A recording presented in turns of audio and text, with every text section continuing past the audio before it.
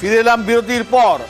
বিরতিতে যাওয়ার আগে আপনাদের দেখিয়েছিলাম ৩৯৬টি আসনের সম্ভাব্য ফলাফল। এবারে আমাদের কাছে ৫৪২টি আসনের সম্ভাব্য ফলাফল, অর্থাৎ বুথ ফেরত সমীক্ষা এসে গেছে।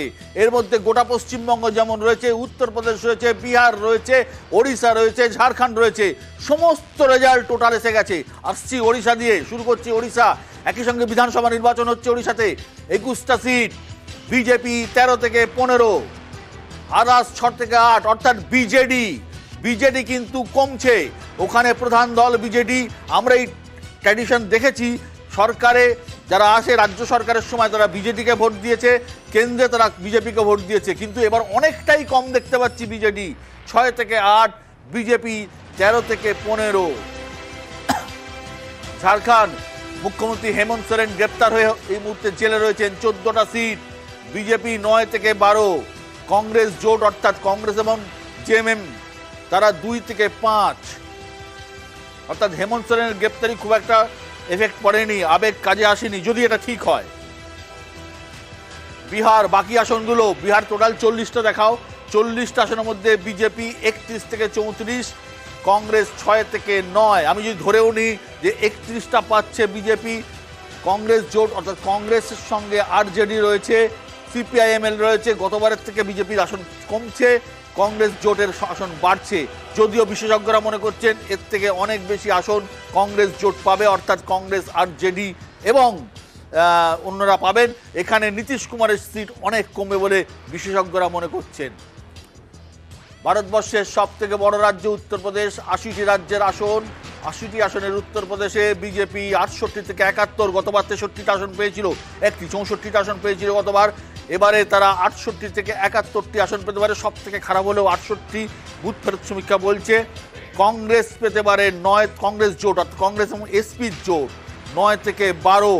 আদার্স অর্থাৎ মায়াবতী কোনো সিট পাচ্ছেন না, এটা একটু আশ্চর্যের। মায়াবতীর কিন্তু গোটা উত্তরপ্রদেশে প্রায় ১৮ থেকে ২০% দলিত ভোট ছিল, তাহলে মায়াবতী কিন্তু কোনো সিট পাচ্ছেন না। অর্থাৎ মায়াবতীর যে ভোট সেটা কোথায় শিফট হলো আমার জানা নেই, কিন্তু কংগ্রেস এবং এসপি কিন্তু ৯ থেকে ১২টা সিট পাচ্ছে। এখানে কিন্তু দেখা যাচ্ছে যে বিজেপির থেকে কিন্তু আসন খুব একটা কমছে না, কিন্তু শরিক দলগুলো কি অবস্থা সেগুলো ব্রেকআপটা এখন আমাদের কাছে আসেনি। ৯ থেকে ১২-র মধ্যে এই যে জোটটা রয়েছে কংগ্রেস এবং এসপি, এর মধ্যে কংগ্রেসকে কিন্তু দেয়া হচ্ছে ৩ থেকে ৬। আমার এখানে একটু খটকা আছে, সন্দেহ আছে, তার কারণ ৩ থেকে ৬ যে আসন বলা হচ্ছে, আগেরবার একমাত্র কংগ্রেস জিতেছিল রায়বরেলিতে, রায়বরেলি আমেঠি হাতছাড়া হয়েছিল, রাহুল গান্ধী হেরে গিয়েছিলেন। এবারে যদি জোটটা ঠিকঠাক হয়ে থাকে, অর্থাৎ এসপির ভোট যদি ঠিকঠাক শিফট হয়ে থাকে কংগ্রেসে, এবং মাইনরিটির ভোট যদি কংগ্রেস এবং এসপি পেলে থাকে, সেক্ষেত্রে কিন্তু এটা পসিবল, সম্ভব হতে পারে। অর্থাৎ কংগ্রেস কিন্তু ৩টে জায়গা ৬ থেকে ৯ তারা কিন্তু গেইন করছে, কংগ্রেস যদি এটা ধরে রাখতে পারে। অর্থাৎ বহুজন সমাজপাতির যে আসন, সেই আসনগুলো কোন দিকে গেল? তারা কি এসপির দিকে গেল, তারা কি বিজেপির দিকে গেল, নাকি তারা কংগ্রেসের দিকে গেল? এটা সব থেকে জানার বিষয়, কারণ বিএসপির পার্সেন্টেজ অফ ভোট কিন্তু অনেক ছিল। উত্তরপ্রদেশ, পশ্চিমবঙ্গ আসবো, পশ্চিমবঙ্গের বাদবাকি সিটগুলোতে আসবো, আমি অতিথিদের আসবো। সুমন, উত্তরপ্রদেশ এবং বিহার। দেখ, আমার নাম একটু অবাক লাগছে। উত্তরপ্রদেশ, যেটা ভারতবর্ষের সবচেয়ে বড় রাজ্য, সেখানে ২০১৪ বিজেপি সবচেয়ে ভালো ফলাফল করেছিল, ৭৫টা পেয়েছিল। তো এবারে রাম মন্দির প্রতিষ্ঠার পর বিজেপির যদি আসন কমে, তাহলে বিজেপি সেটা ৬৮তে থামতে পারে না, আরও ডিটোরিয়েট করবে। অর্থাৎ ডিটোরিয়েশনের একটা ট্রেন্ড থাকে, সেটা কখনো, যেমন মহারাষ্ট্রের ক্ষেত্রে মাত্র বিজেপি ১১টা লুজ করবে, এটা হতে পারে না, আরও বেশি লস করবে। ঠিক তেমনই বিহারে যদি বিজেপি লস করে, বিজেপি মানে ওভারঅল এনডিএ, সেটা ৬ থেকে ৯-এর লসে থামতে পারে না, কারণ ওখানে নীতিশের কাছেই ১৭ জন এমপি ছিল। নীতিশের ১৭ জন এমপি, তাহলে আমরা ধরে নিতে হবে এই ফিগার যদি মানতে হয়, তাহলে নীতিশ অন্তত ১২ জনকে জিতিয়ে আনছে, which is next to impossible. আমার যেটা মনে হয়, আমি বিহার গেছি, একাধিকবার বিহারে গেছি, আমার নিজের ব্যক্তিগতভাবে মনে হয় একার ক্ষমতায় নীতিশ যদি লড়ে, ৩টে সিট যেটা ক্ষমতা নীতিশ কুমারের নিজের নেই। বিহারে নীতিশের পক্ষে 17টা আসন ধরে রাখাটা যতটা কঠিন, আমি বলছি তো মানে একটা অদ্ভুত ডিসক্রিপেন্সি আছে। ঝাড়খণ্ডে যখন ঢোকা হচ্ছে দেখা যাচ্ছে ঝাড়খণ্ডে 5টা আসন অপোজিশন ম্যাক্সিমাম পেতে পারে। তার মানে ধরে নিতে হবে যে হেমন্ত সোরেনের অ্যারেস্টে কোনো এফেক্ট পড়েছে। 2 থেকে 5, তাও 5 বলছেন না, 2 থেকে 5। আমি যদি 2 বা ধরি, 2 বা 5 যাই ধরি, গতবার আমাদের মাথায় রাখতে হবে ওখানে মাত্র কংগ্রেসের কাছে একটা আসন ছিল, আর কারো কাছে কোনো আসনও ছিল না। এবং কংগ্রেসের যিনি এমপি ছিলেন সেই মধুকরার স্ত্রী, তিনিও বিজেপিতে জয়েন করেছেন। তাহলে কংগ্রেস ওখানে 0 হওয়ার কথা। কংগ্রেসের যদি ট্রেন্ড 5-এ হয় তাহলে ওটা ওখানে থামতে পারে না। অঙ্কের একটা নিয়ম আছে, সেটা কোনোভাবেই এক্সিট পোল সেটাকে শো করছে না। শিবাজিদা, একদমই যেটার কথা সুমন বলল সেটা আমি একদম একমত, যে অঙ্কটা এভাবে হয় না। যেমন আগের বারেও আমি বলেছিলাম যে 221 যখন এই নিয়ে যখন কথা হচ্ছে, 200-র কাছাকাছি গেলে ইট উইল ক্রস 210, 15, তার উপরে অনেকখানি একটা লিপ করে। এখানে আমি একটাই খালি কথা বলছি, বিজেপির ক্ষেত্রে এই এন্টায়ার যে জায়গাটা দেখতে পাচ্ছি নীতিশ কুমারের, সেখানে নীতিশ কুমারের ব্যাপারে বিজেপির ভেতরে জেডিইউকে ভোট দেওয়ার ক্ষেত্রে বিজেপির অভ্যন্তরে যে একটা অসন্তোষ আছে, সেখানে বিজেপি জেডিইউকে কতটা ভোট দেবে সে ব্যাপারে যথেষ্ট ডাউট আছে কমিটেড ওয়েতে, এবং যেখানে ভোট পার্সেন্টেজ কম হয়েছে। আমাদের মাথায় রাখতে হবে ইউপি এবং বিহারে অত্যন্ত কম পার্সেন্টেজের ভোট হয়েছে, ওয়েস্ট বেঙ্গলের সঙ্গে কম্পেয়ার করা যায় না। সুতরাং সেই রকম জায়গায় ভোটটা কিন্তু আমাদের মাথায় রাখতে হবে। এবং তার সঙ্গে আরেকটা বক্তব্য সেটা হচ্ছে যে এই উত্তরপ্রদেশের ক্ষেত্রে যেরকম যে জাটব ভোট মানে হচ্ছে মায়াবতীর ভোট, মায়াবতীর যে জাটব ভোটটা সেটা এসপি দিকে যাবে না, কিন্তু যার প্রশ্ন নেই।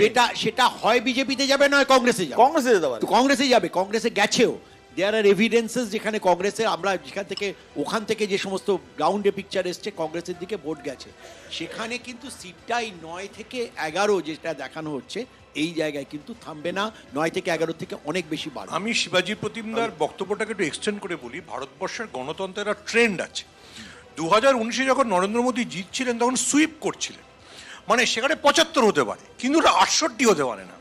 ওটা যদি স্কিপ করতে শুরু করে, একবার যদি বিজেপি স্কিট করতে শুরু করে, মহারাষ্ট্রে সেটা 11টা স্কিট করলো, বাকি 10টা আসনে বিজেপি বেঁচে গেল। পশ্চিম প্রান্তে একরকম হবে আর উত্তর ভাগে একরকম হবে। পশ্চিম প্রান্তেও মহারাষ্ট্রে মাত্র 11টা আসনে বিজেপি হারবে, মানে মাত্র 11টা আসনে, মানে আধাআধি হবে না। আধাআধি হওয়াটা হলে একদম পড়লে পুরোটা পড়বে না, এত থাকবে না হলে বিজেপি আরো ভালো। আমার হিসেব হচ্ছে উত্তরপ্রদেশে 74, কেননা আমরা ওখানে যে সোশ্যালাইজেশন মানে সোশ্যাল ইঞ্জিনিয়ারিং যে লেভেলে নিয়ে গেছি।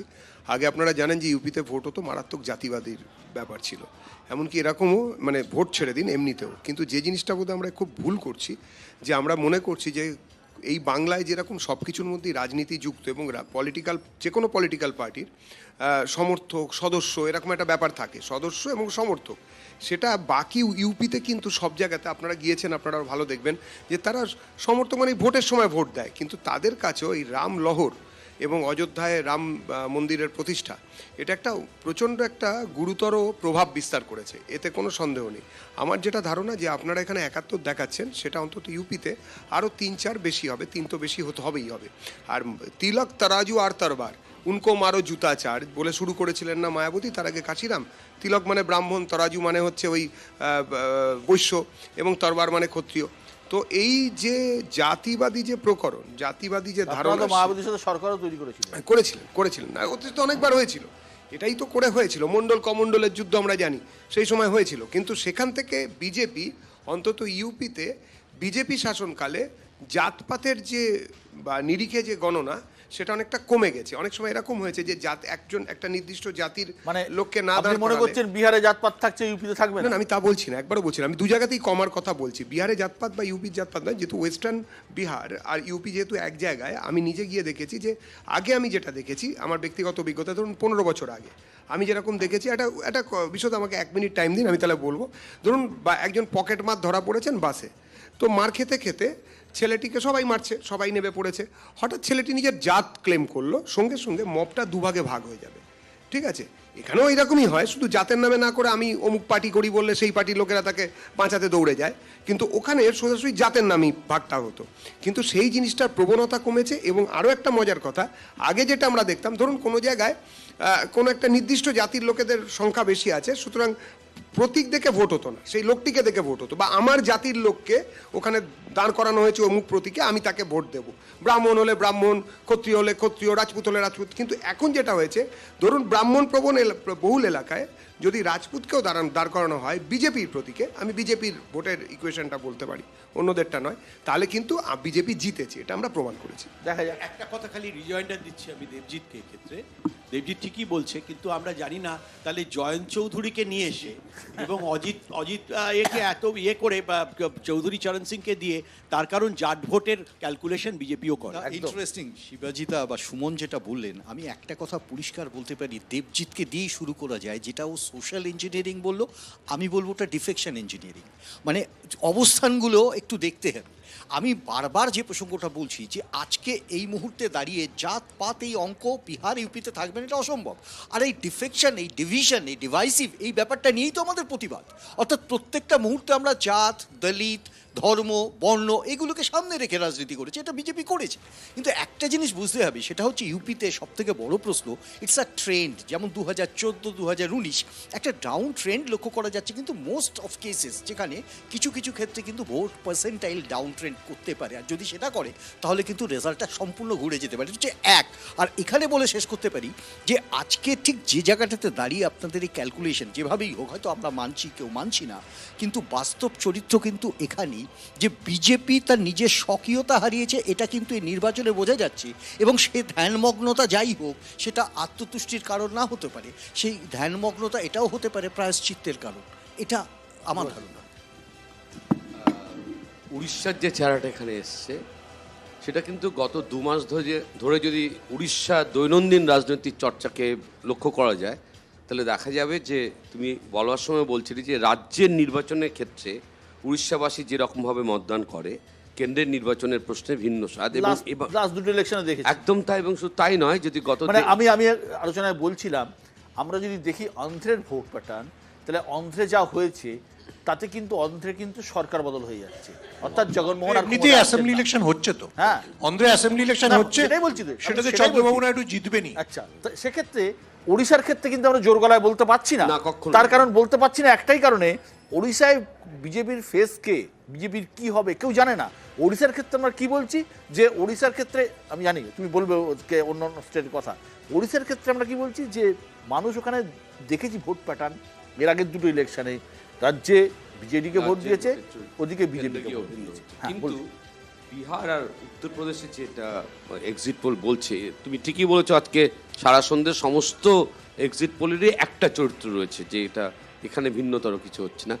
কিন্তু এক্সিট পোলের এই চেহারাটা কিন্তু বিহারের যদি গত 2 মাসে, আমি 2 মাসের পেছনে যদি চলে যাই, তাহলে তার সাথে আজকের চেহারা মিল খাবে। কিন্তু গত 2 মাসে যেভাবে ওখানে রাজনৈতিক প্রচার সমর্থন, তাহলে কি এই সমস্ত বিষয়গুলোকেই তাহলে অসত্য মিথ্যা মানতে হবে?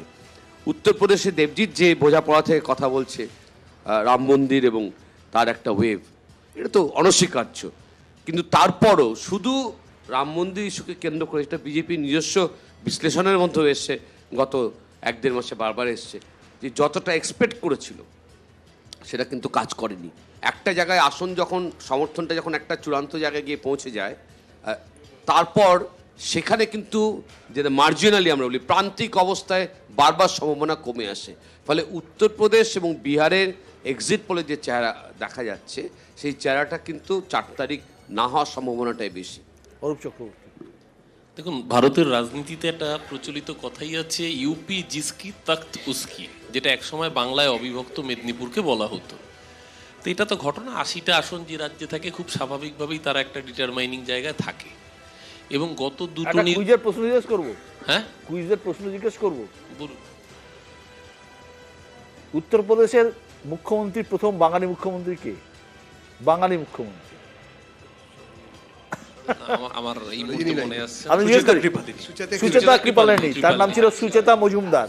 যাই হোক, মজুমদার, হ্যাঁ, যাই হোক, আমি হ্যাঁ না, যেহেতু কৃপালিনী নামেই অধিক পরিচিত সেই জন্য যাই হোক আমি সেই অজ্ঞতাকে না না অজ্ঞতা নয়, শিরোধার্য অজ্ঞতা উত্তরপ্রদেশ নিয়ে আলোচনা হচ্ছে, সুচেতা কৃপালিনীর নাম মনে আসলো এমনিতেই একটাই কারণে যে তার একটা বিরাট অবদান ছিল উত্তরপ্রদেশ তৈরি করার ক্ষেত্রে। হ্যাঁ বলুন। না, এবার আমি না না নোয়াখালীর দাঙ্গাতেও তার একটা অবদান ছিল। ইন্টারেস্টিংলি সুচেতা কৃপালিনী যে সিটে জিততো সেখানে এখন ব্রিজভূষণের ছেলে দাঁড়ান। যাই হোক এবার এই তথ্যটা আমি জানতাম না। মুশকিল হচ্ছে যে ধরুন বিজেপি ওখানে একটা থাম্বিং মেজরিটি নিয়ে দুটো ইলেকশন জিতেছে, কিন্তু বিজেপির যদি ভোট পার্সেন্টেজ দেখেন সেটা নিয়ার অ্যাবাউট 39%-এর কাছাকাছি, এবং অন দ্য কন্ট্রারি সমাজবাদী পার্টির ভোট পার্সেন্টেজ কিন্তু 23%। এর সাথে যদি কংগ্রেসের ভোট পার্সেন্টেজ যোগ হয়, এবং আরও ইন্টারেস্টিংলি দেখুন আমি কংগ্রেসের প্রতিনিধি নই, কংগ্রেসের হয়ে ব্যাট করার কোনো দায়বদ্ধতা আমার নেই, কিন্তু সাম্প্রতিককালে কংগ্রেসের সেরা মুভ যদি কিছু হয়ে থাকে সেটা কেরালায় নির্বাচন হওয়ার পরে রাহুল গান্ধীর নমিনেশন জমা দেওয়া রায়বেরেলি থেকে। এবং ইউপিতে যেটা ছিল এতদিন মোদি আর যোগী মুখ, তার অপোজিশনে কোনো প্রমিনেন্ট মুখ ছিল না। যেই মুহূর্তে অখিলেশ যাদব কনৌজ থেকে এবং রাহুল গান্ধী রায়বেরেলি থেকে একসাথে যৌথ লড়াইয়ের বার্তাটা দিলেন, তার পরবর্তীকালে ইউপির জনসভাগুলো যদি বিশ্বদা আপনি নিশ্চয়ই দেখেছেন, যে ম্যাসিভ জনসমর্থন, সেইটা যদি কিছুটাও ভোট বাক্সে পরিণত হয়, আমরা জানি যে ভোট ভিড় মানেই ভোট নয়, তাহলে কিন্তু 68-তে এই ডাউনফল থেমে থাকবে না, এই ডাউনফল কিন্তু অনেক গভীরে যাবে, এবং নিশ্চিতভাবে উত্তরপ্রদেশে সিট কমলে বিজেপি সেখান থেকে বিজেপি নামতে হবে, বিজেপি আর ওঠার জায়গায়। এটা আপনাদের সবার ব্রেন স্টর্মিং এর জন্য, মানে আমার এটা পার্টির তরফ থেকে আমি বলছি না। আপনারা জানেন ত্রিপুরায় ভোট হয়েছিল, তিপ্রামথার সঙ্গে আমরা সরাসরি লড়েছিলাম, ভোট হয়ে যাওয়ার পরে তিপ্রামথার আমাদের সঙ্গে জোট হয়েছে। বলছেন বিজেপি আমি দেবজিতের ফেভারিট ডায়লগ আছে, হয় ওরা সরকার বানায় না অমিত শাহ থলি নিয়ে সরকার বানায়, এটাই বলতে চাইছে। এটা হবে না এবার, কিন্তু এটা হবে না। যদি বিজেপির সঙ্গে আমাদের অ্যালায়েন্স হওয়ার কোনো মানে না হওয়ার কোনো কারণ নেই, এবং ভোটটা হওয়ার আগে আমাদের হতে হয়নি, ভোটটা হওয়ার আগে আমাদের হতে হলো না। যদি হয় তাহলে কিন্তু উড়িষ্যাতে মোটামুটি কংগ্রেস মুক্ত ভারতের একটা পার্ট আমরা করে ফেলতে পারবো। উড়িষ্যা কিন্তু কংগ্রেস অনেকদিন আগে থেকেই নেই।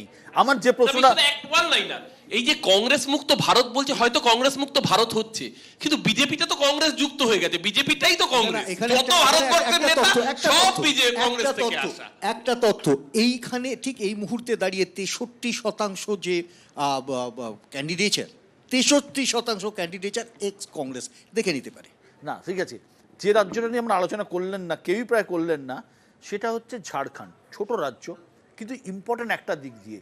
আমি যদি ধরে নিই দিল্লিতে আপ কংগ্রেসের মধ্যে স্মুথ যে সখ্য, সেটা কেজরিওয়ালের গ্রেপ্তারি, দিল্লির ক্ষেত্রে যদি আপের ভোট বাড়ে, তাহলে ঝাড়খণ্ডের ক্ষেত্রে হেমন্ত সোরেন, শিবু সোরেনের ছেলে, ঝাড়খণ্ড মুক্তি মোর্চার নেতা, কেন বাড়বে? এখানে অন্তত পক্ষে যেটা রয়েছে, এই যে 14-র মধ্যে অন্তত পক্ষে 6টি আসন, এটা উল্টো দিকে যাবে এবারে। সুমন তুমি এবারে অন্তত 6টি আসন যাবে, মানে 5 থেকে 6টি আসন যাবে। সুমন 5 রয়েছে কিন্তু 6 সুমন মাইক। দেখুন এই ন্যারেটিভে দুটো সমস্যা আছে। এক, যদি আদিবাসীদের সিম্প্যাথি হেমন্ত সোরেনের জন্য কাজ না করে, তাহলে মানে কোনো মতে ঝাড়খণ্ডে মানে কংগ্রেস জোট বা ইন্ডিয়া জোট 1 থেকে প্লাস হতে পারে না, তাহলে কাজ করছে, না হলে 2 বা 5 হলো কি করে? আর যদি কাজ করে তাহলে ওটা ওই জায়গায় থামে না। এবার আমি দেবজিতের সাথে কোনো পার্সোনাল মানে এতে যাচ্ছি না, there is a fallacy in the entire narrative বিজেপির। কিরকম ফ্যালাসি? দেবজিৎরা বলছেন যে মহারাষ্ট্রে আমরা হিন্দুত্বের দাবিতে লড়ছি। আমি ঠিক দুটো নাম মনে করাচ্ছি, আমি 10টা নাম বলতে পারি। দুটো নামের একটা নাম হচ্ছে নবাব মালিক, যিনি রোজ একসময় শাহরুখ খানের সমর্থনে করতেন, যাকে দাউদের সঙ্গে যোগাযোগের অভিযোগে ইডি গ্রেফতার করেছিল। একটা নাম বাবা সিদ্দিকি, যার বিরুদ্ধে অভিযোগ দাউদের সম্পত্তি কিনেছেন। দুজনে সুন্দর করে হাঁটতে হাঁটতে অজিত পাওয়ারের সঙ্গে চলে গেছেন, এবং তারা মানে বিধানসভায় রোজ দেবেন্দ্র ফডনবিসের বাবা সিদ্দিকি ঈদের বাড়িতে বিখ্যাত। তো এই দুজনকে দেখার পর কেউ বলবে যে মহারাষ্ট্রে বিজেপি জোট, এনডিএ জোট হিন্দুত্বের দাবিতে লড়ছে। দেবজিৎ নাও coming back to Jharkhand narrative. যদি ঝাড়খণ্ডে একবার ট্রাইবালদের এফেক্ট পড়তে শুরু করে, সেটা কি শুধুমাত্র ঝাড়খণ্ডে থামবে? ছত্তিশগড়ে যাবে, সেটা মধ্যপ্রদেশে ছত্তিশগড়ে যাবে, সেটা সমস্ত মহারাষ্ট্রে জায়গায় এই কথাটাই আমি বলতে চাইছি, আমার জায়গায় মতন যাবে। করে। আচ্ছা আমি আচ্ছা পশ্চিমবঙ্গেও পশ্চিমবঙ্গে আসবে, এক সেকেন্ড আমি শেষ করি। দেবজিৎ আর একটা অসাধারণ স্টেটমেন্ট দিয়েছে, আমি প্রায় মুগ্ধ হয়ে যাচ্ছিলাম। দেবজিৎ বললেন যে বিজেপির আর কোনো কাস্ট ডিফারেন্ট নেই। গুজরাটের একজন মন্ত্রী আছেন পুরুষোত্তম রূপেলা, তিনি রাজপুতদের সম্পর্কে যা বলেছেন ওটাই রাজস্থানে কংগ্রেসকে ফিরিয়ে এনেছে। আমি একটা কথা বলি, ঝাড়খণ্ডের সাপেক্ষে বলি, ঝাড়খণ্ডের পরিবর্তনে শুধু ছত্তিশগড় ঝাড়খণ্ড শুধু না, বিহারের একটা বড় অংশ, পশ্চিমবঙ্গের একটি বড় অংশ এবং আসামেরও একটা বড় অংশ প্রভাবিত হবে যদি আদিবাসী ভোটের কথা হয়। কিন্তু আদিবাসীরা কাকে মেনে নেবেন, বাবুলাল মারান্ডি নাকি মধু কোড়া? আমাদের কাছে তো ইনস্ট্যান্স আছেই, মধু কোড়া প্রকরণ, ওরে বাবা, মধুকড়া কত মানে একদম মানে জামাই আদর করে বিজেপি দলে নিয়ে কতদিন ধরে কি হয়েছিল এবং কি চলেছিল। বাবুলাল মারান্ডি প্রথম মুখ্যমন্ত্রী শুধু ছিলেন না, তার কাজের কোয়ালিটি ইত্যাদি নিয়ে কোনো সন্দেহ নেই। আমার কথা হচ্ছে যদি আদিবাসী ভোটের কথাই যদি হয়ে থাকে তাহলে আদিবাসীরা জানেন যে কোথায় কি হচ্ছে, কারা দেখছে, সুতরাং এই নিয়ে কোনো চিন্তা নেই। আদিবাসী, ওবিসি, এসসি, এসটি এই ভোটটাই কিন্তু গোটা দেশে ফ্যাক্টর। যাই হোক,